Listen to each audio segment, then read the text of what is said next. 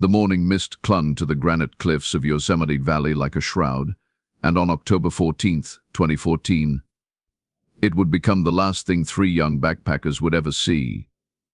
What began as an adventure into America's most beloved wilderness would transform into one of the most chilling unsolved mysteries in National Park Service history, a case that would remain cold for 7 years, until a grisly discovery in 2021 would shatter everything investigators thought they knew. Riley Thompson had always been drawn to the mountains.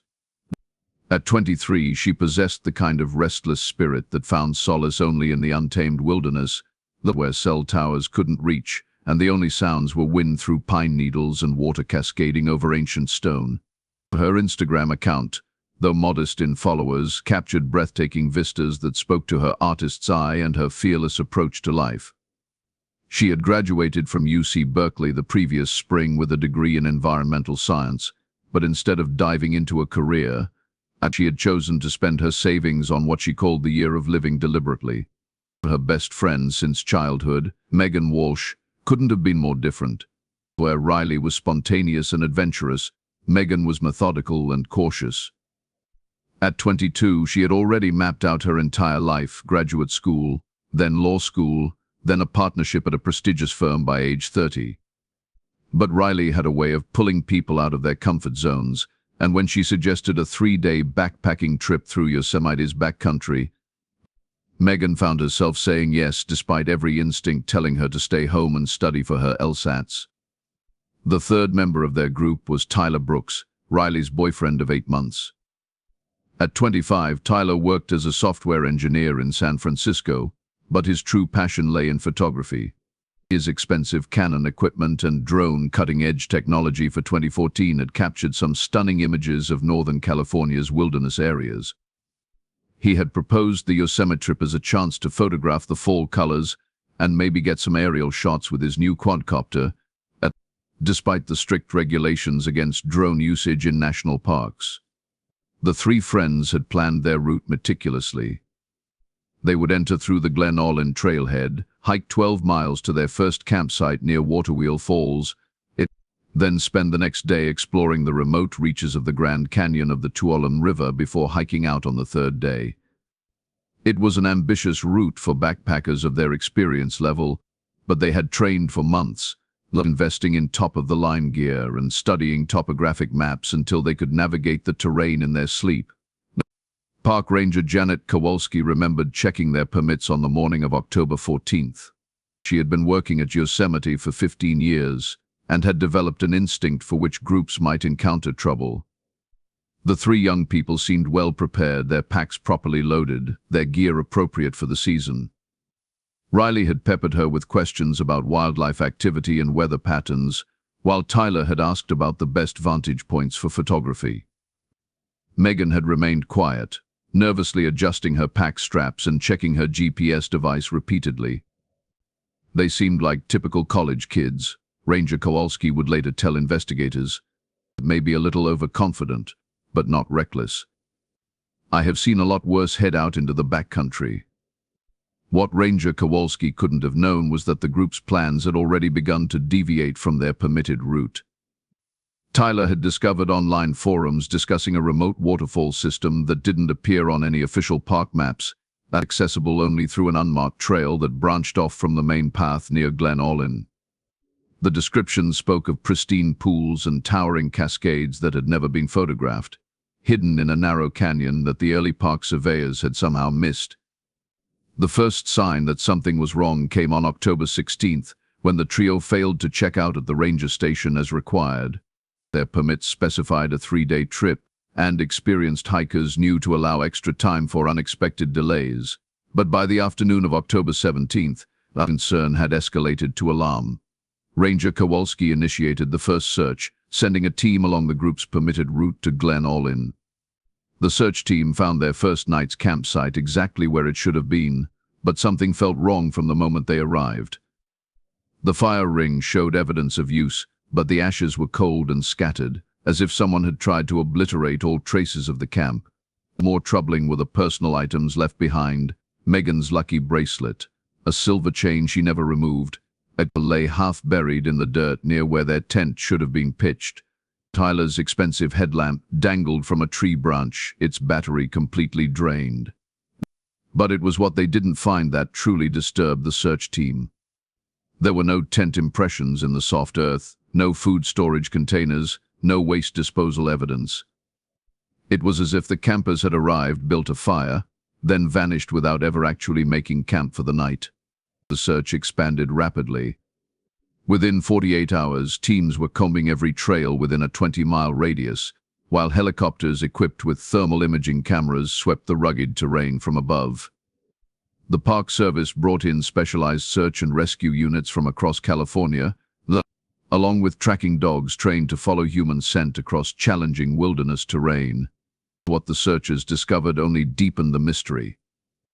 On a game trail 3 miles from the permitted campsite, they found Tyler's distinctive red bandana tied to a manzanita bush. The placement was deliberate, positioned at eye level where it would be easily visible to anyone following the trail. But the direction it pointed led not toward any established trail, but deeper into a maze of granite outcroppings and dense forest that appeared on topographic maps as blank space. Following the bandana's apparent direction, search teams eventually located what appeared to be an illegal campsite hidden in a grove of ancient sequoias. The site showed signs of recent use: flattened earth where a tent had been pitched, a carefully constructed fire ring surrounded by flat stones, and even a rope strung between 2 trees where someone had hung wet clothes to dry. But again, the campers themselves were nowhere to be found. More disturbing were the items discovered at this hidden campsite. Riley's journal lay open to a page dated October 15th, her final entry written in increasingly erratic handwriting. Something's not right here. Tyler insists we follow the trail markers, but they are leading us away from where we are supposed to be. The symbols carved into the trees don't match anything on our maps. Megan thinks we should turn back, but Tyler won't listen. He's obsessed with finding this waterfall. Says he can hear it calling to him. I'm scared, but I don't want to seem like a coward. We are going to push on tomorrow morning. The trail markers Riley mentioned became a crucial piece of evidence.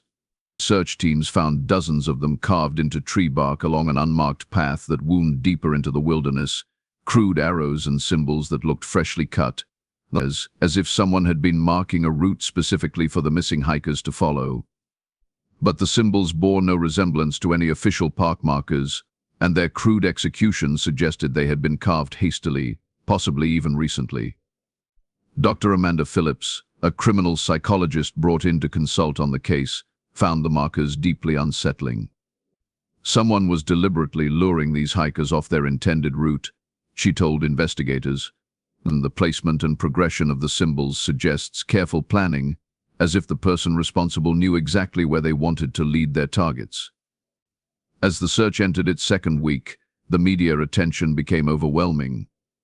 The story had everything that captured public attention: attractive young people, a pristine wilderness setting, and a mystery that seemed to defy logical explanation. Riley's parents, David and Susan Thompson, flew in from Oregon and established a command post at the park's visitor center, coordinating with volunteers and pleading with reporters for continued coverage. Riley is not the kind of person to just disappear, Susan Thompson told a packed press conference. She's responsible, she's prepared, and she knows these mountains. Someone knows what happened to our daughter and her friends, and we are not giving up until we find answers. The investigation revealed troubling details about the days leading up to the disappearance. Tyler had been active on several online forums dedicated to urban exploration and wilderness photography, posting increasingly cryptic messages about hidden places and secrets the Park Service doesn't want you to find. His browser history showed extensive research into unauthorized trails and unmarked locations within Yosemite, but including visits to conspiracy theory websites that claimed the government was hiding natural wonders from the public. More concerning were Tyler's communications with an anonymous user who went by the handle WildernessGuide. The exchange began innocuously enough, with WildernessGuide offering tips about photography locations and hidden viewpoints. But as the conversations continued, the anonymous user began sharing increasingly specific information about unmarked trails and at special places that required following traditional markers left by those who came before. The FBI's cybercrime unit attempted to trace WildernessGuide's identity, but the account had been created using sophisticated privacy tools that masked the user's location and identity. The email address associated with the account had been created just days before the first contact with Tyler, and all posts from the account ceased immediately after the group's disappearance. 3 weeks into the search, investigators made a discovery that changed everything. Deep in the wilderness, nearly 15 miles from the group's last known location, search teams found Tyler's camera equipment scattered across a small clearing. The expensive Canon camera body had been deliberately destroyed, its memory card removed. The drone lay in pieces, as if it had crashed from a significant height or been systematically dismantled. But it was the condition of Tyler's telephoto lens that truly disturbed investigators.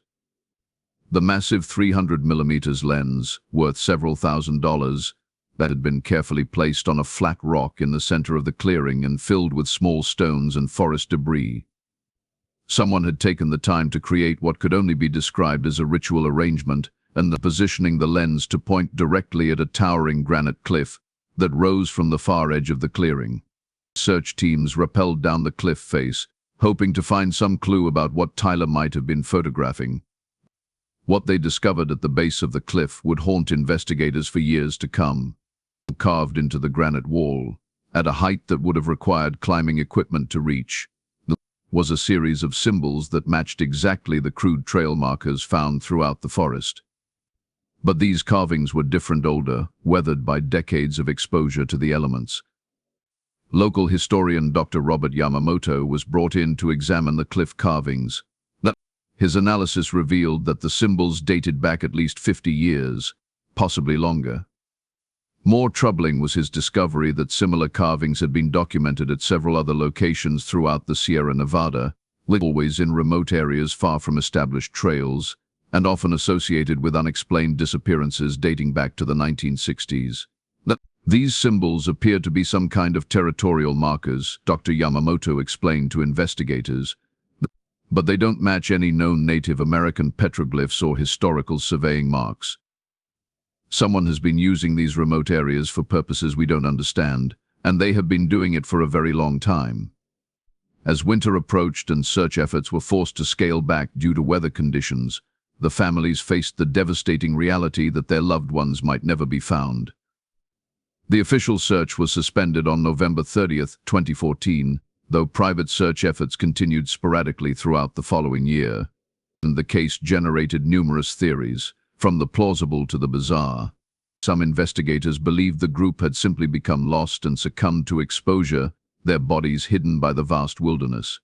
And others suspected foul play, pointing to the deliberate trail markers and the mysterious online communications as evidence of a predator who had lured the hikers to their deaths. More exotic theories emerged from internet conspiracy theorists and amateur investigators. Some claimed the group had stumbled upon a government black site hidden in the wilderness. Others suggested connections to missing persons cases throughout the Sierra Nevada, proposing the existence of a serial killer who had been operating in the region for decades. Park officials struggled with the implications of the case. If someone was indeed using the wilderness to harm visitors, the entire park system could be at risk. Security measures were quietly increased, and backcountry permits were subjected to additional scrutiny. Rangers began conducting more frequent patrols of remote areas, though the vast scale of Yosemite's wilderness made comprehensive coverage impossible. The psychological toll on the families was immense. David Thompson took a leave of absence from his job as a high school principal to coordinate search efforts and work with investigators. Susan Thompson started a foundation dedicated to wilderness safety and missing persons advocacy. Megan's parents, both successful attorneys, hired private investigators and pursued every lead with the tenacity they had once reserved for their legal careers. Tyler's mother, Linda Brooks, perhaps suffered the most. Her son had been her only child, born after years of fertility struggles, and she had poured all her hopes and dreams into his future. She spent her life savings hiring psychics, private investigators, and specialized search teams, following every tip and pursuing every theory, no matter how unlikely. "I know my son is still out there," she told reporters on the first anniversary of the disappearance. "Mother knows these things. He's waiting for us to find him, and I'm not going to stop looking." The case generated a dedicated following among amateur investigators and true crime enthusiasts. Online forums dissected every piece of evidence, created detailed timelines, and developed increasingly elaborate theories about what had happened to the three friends.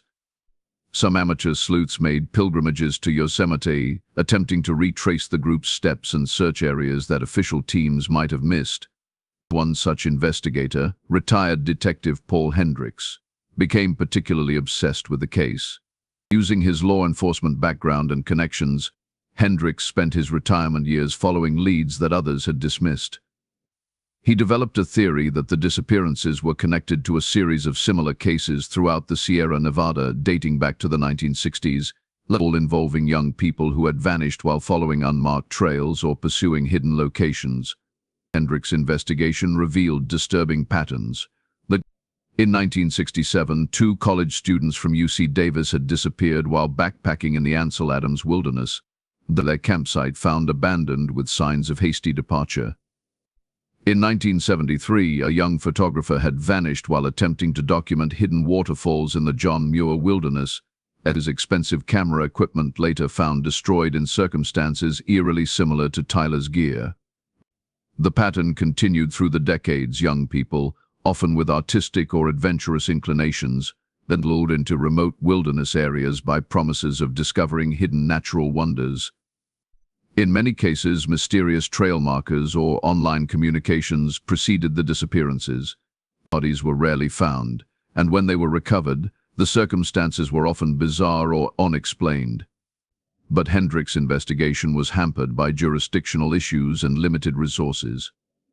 The cases spanned multiple counties and agencies, and with no clear evidence of a connected pattern, the law enforcement agencies were reluctant to dedicate resources to what might be coincidental similarities. As 2014 turned to 2015, then 2016, the case of the missing Yosemite backpackers began to fade from public attention.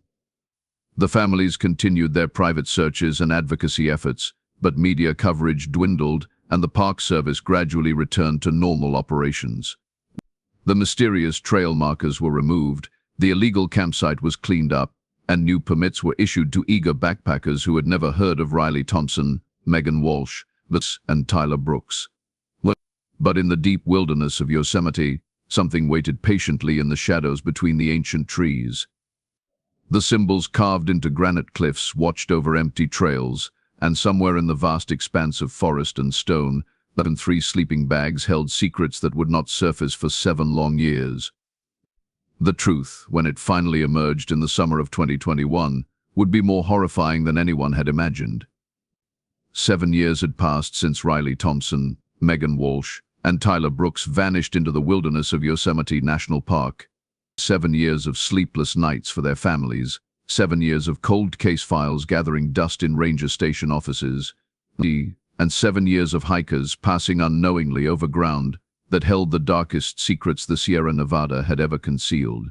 And the discovery that would finally break the case open came not from professional searchers or dedicated investigators, but from an unexpected source: climate change. The summer of 2021 brought unprecedented drought conditions to California, dropping water levels in remote alpine lakes to historic lows. Lake Tenaya, nestled high in the granite wilderness of Yosemite's backcountry, had receded nearly 40 feet from its normal shoreline, exposing sections of lake bottom that hadn't seen sunlight in decades. Dr. Elena Vasquez was conducting research on drought impacts for the United States Geological Survey when she made the gruesome discovery on August 12, 2021. She had been taking water depth measurements at the lake's north end when her equipment struck something solid beneath the muddy sediment.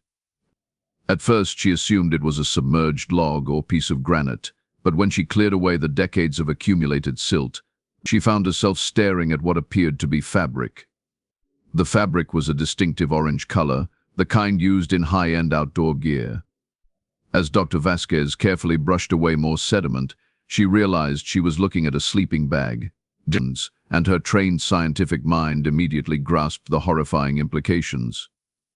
This was no discarded camping gear. There was weight to it, shape to it, the unmistakable contours of human remains. Within hours, Lake Tenaya became a crime scene. The Mariposa County Sheriff's Department established a perimeter while specialized dive teams and forensic investigators descended on the remote location. What they found beneath the receded waters would haunt even the most experienced professionals. 3 sleeping bags lay arranged in a neat row on the lake bottom, each one carefully weighted down with stones and positioned to remain submerged even during the driest years. The precision of the arrangement was chilling. Whoever had placed them there had clearly understood the lake's seasonal patterns and had chosen the location specifically to ensure the remains would stay hidden indefinitely. The condition of the sleeping bags suggested they had been submerged for years, possibly since 2014. The synthetic materials had held up remarkably well in the cold, oxygen-poor environment at the lake's bottom, preserving their contents in a way that would prove crucial to the investigation. Forensic anthropologist Dr. Marcus Webb led the recovery operation. His team worked with painstaking care, documenting every detail before the sleeping bags were carefully lifted from their underwater tomb. The weight of the bags and doomed. The care taken in their placement made it immediately clear that these were not the remains of hikers who had accidentally drowned. This was a deliberate burial, executed with methodical precision, and the identification process began immediately. Dental records and DNA analysis would take weeks to complete, but certain items found with the remains provided strong preliminary identification.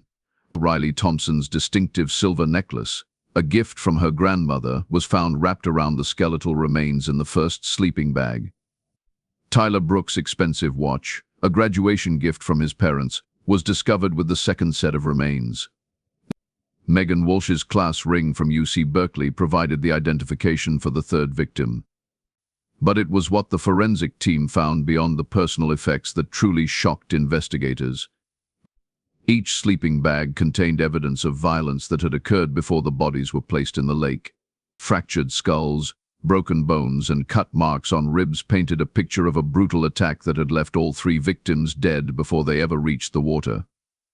Dr. Webb's preliminary examination revealed details that made the case even more disturbing. The injuries were consistent with blunt force trauma and sharp force injuries, suggesting the use of both improvised weapons and cutting tools.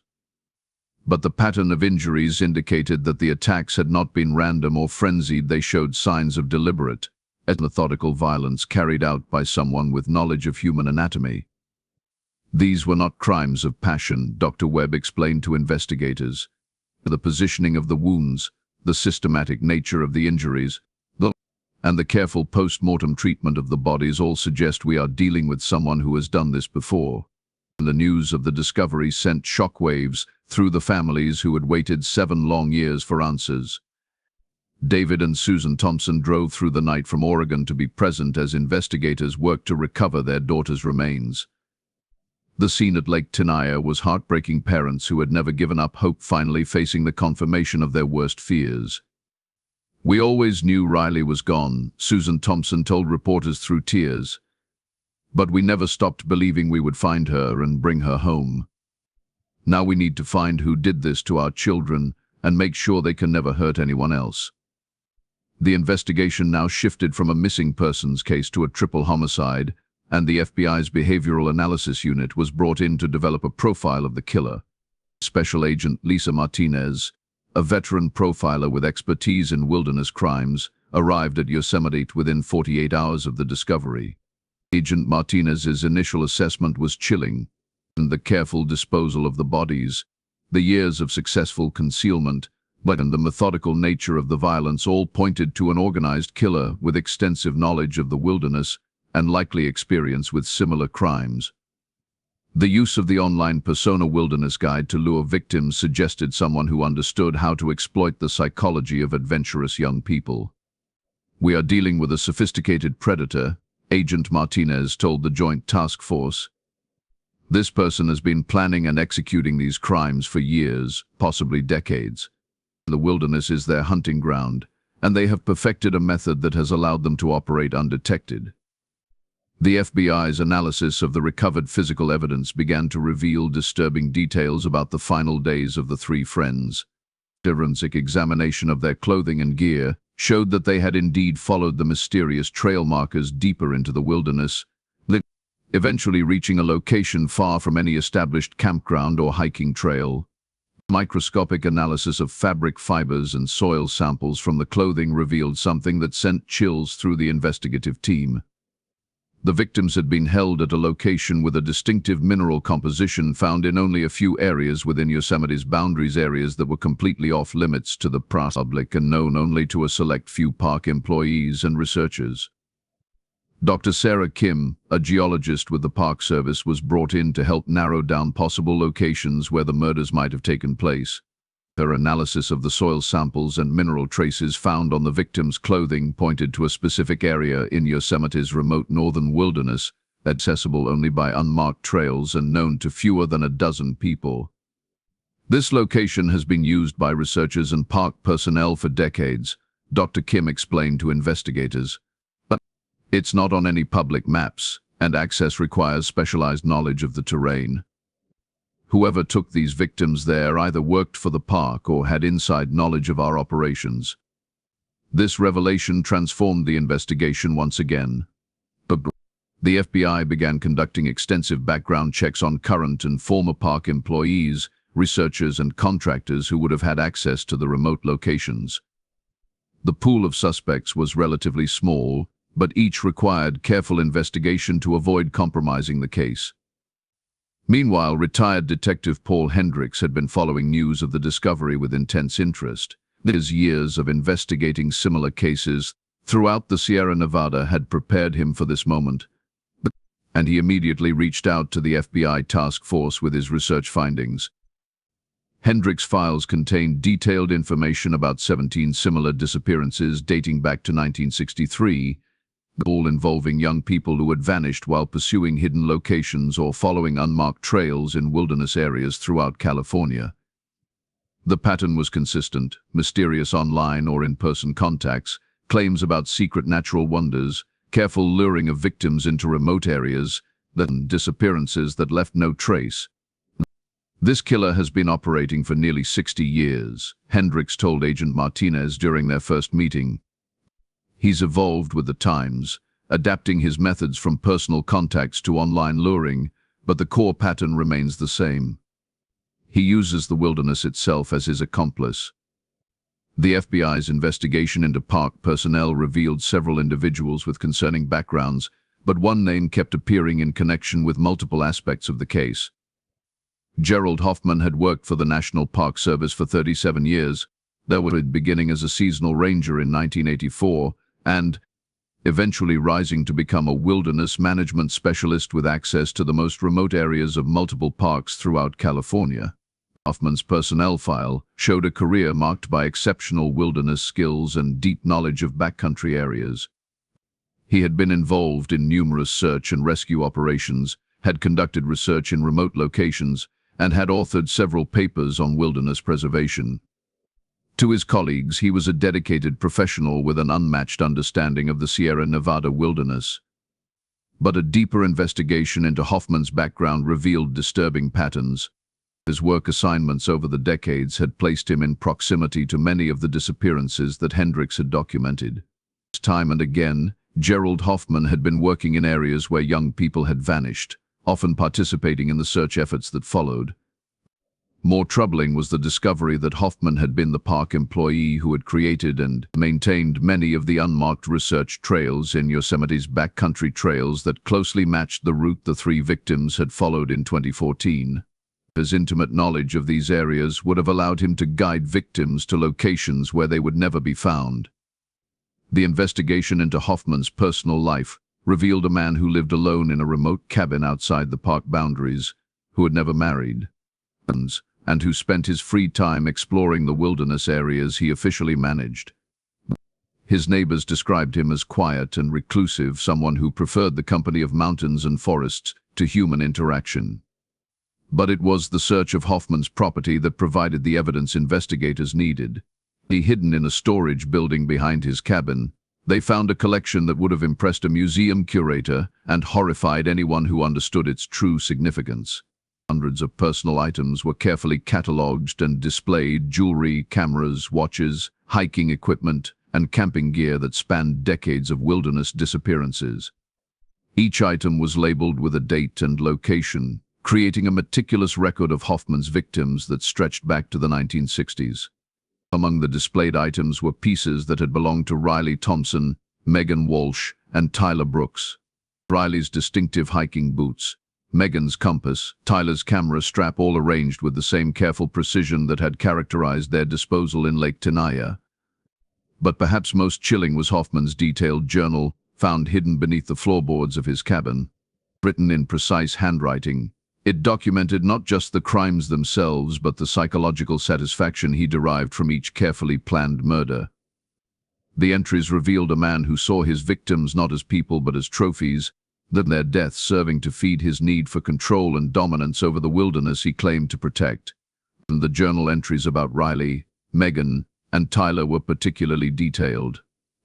Hoffman had been planning their murders for weeks, in carefully crafting the online persona of WildernessGuide and studying Tyler's social media posts to understand his interests and vulnerabilities. He had scouted the route they would follow, prepared the remote location where he would kill them, and even pre-positioned the stones he would later use to weight down their sleeping bags in Lake Tenaya.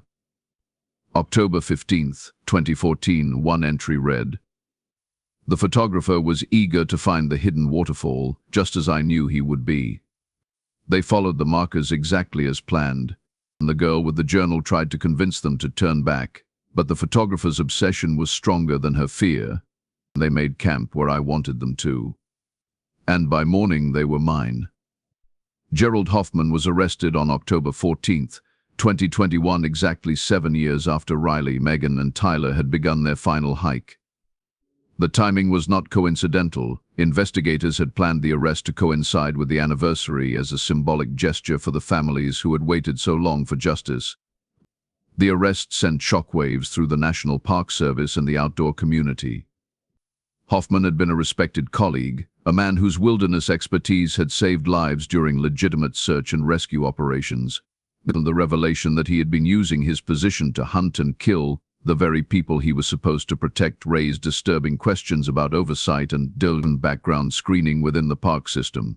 The evidence against Hoffman was overwhelming. Beyond the physical evidence found at his property and the detailed confessions in his journal, forensic analysis linked him to multiple crime scenes throughout California. DNA evidence, fiber analysis, and tool mark comparisons connected him to at least 19 murders spanning nearly 6 decades. During his interrogation, Hoffman showed no remorse for his crimes. He spoke about his victims with the detached interest of a collector discussing his possessions, describing the careful planning that had gone into each murder and the satisfaction he derived from outsmarting investigators for so many years. "The wilderness chose me to be its guardian," Hoffman told investigators during one interview. "These people didn't respect the mountains, didn't understand the power of the places they were entering. I gave them what they were seeking, a permanent connection to the wilderness they claimed to love."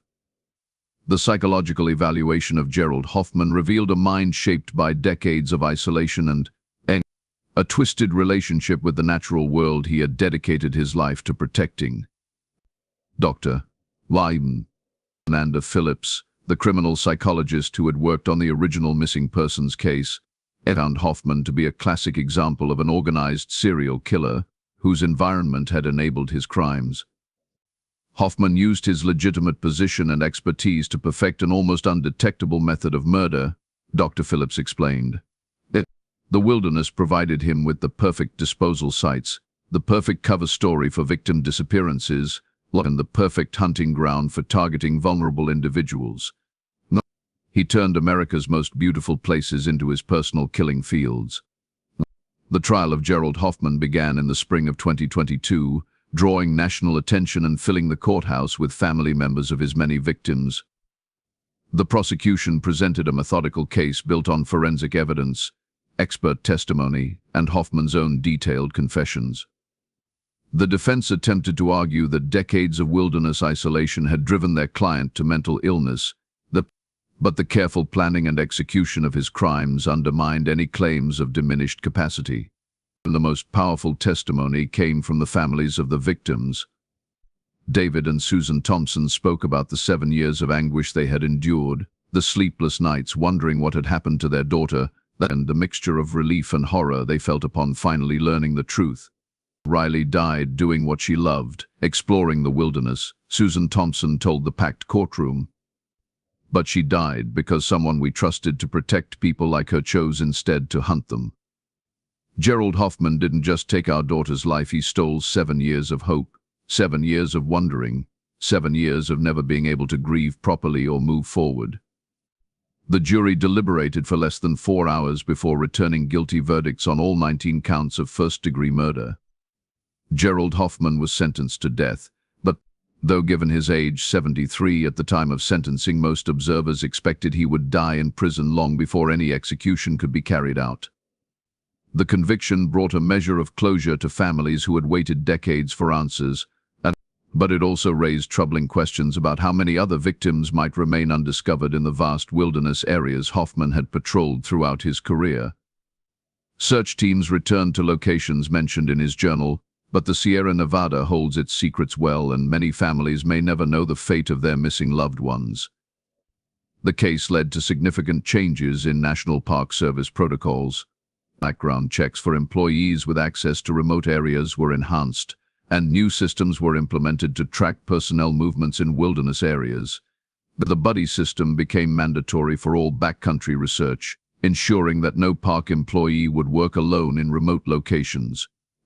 But perhaps the most lasting impact of the Yosemite murders was the loss of innocence they represented. For generations, America's national parks had been seen as sanctuaries, places where visitors could connect with nature and escape the dangers of modern life. The revelation that one of the system's own employees had turned these sacred spaces into hunting grounds shattered that perception for many. Riley Thompson, Megan Walsh, and Tyler Brooks were finally laid to rest in the winter of 2021, but their remains returned to families who had never stopped loving them or hoping for their return. Their deaths had solved a mystery that had haunted the Sierra Nevada for nearly 60 years, but the cost of that solution would be felt for generations to come. In the end, the wilderness that had claimed their lives also provided the evidence that brought their killer to justice. The receding waters of Lake Tenaya had given up secrets that Gerald Hoffman thought were buried forever, proving that even the most carefully planned crimes cannot remain hidden indefinitely. The ancient granite peaks of Yosemite continue to draw millions of visitors each year, their beauty unmarked by the horror that once stalked their hidden trails. But somewhere among those towering cliffs and pristine lakes, other secrets may still be waiting evidence of crimes that preceded even Gerald Hoffman's decades-long reign of terror. The mountains remember everything, and eventually they tell all their stories. Some of those stories, like the tale of 3 young friends who set out to capture the beauty of the wilderness, and instead became victims of its darkest guardian, that serve as reminders that evil can hide behind the most trusted faces and in the most beautiful places. The case of the Yosemite murders officially closed with Gerald Hoffman's conviction, but the questions it raised about safety, trust, and the darker aspects of human nature continue to echo through the wilderness corridors of America's most cherished places. The mountains stand eternal and impassive, holding their remaining secrets close, waiting for drought or chance or the passage of time to reveal what other horrors might lie hidden beneath their pristine surfaces.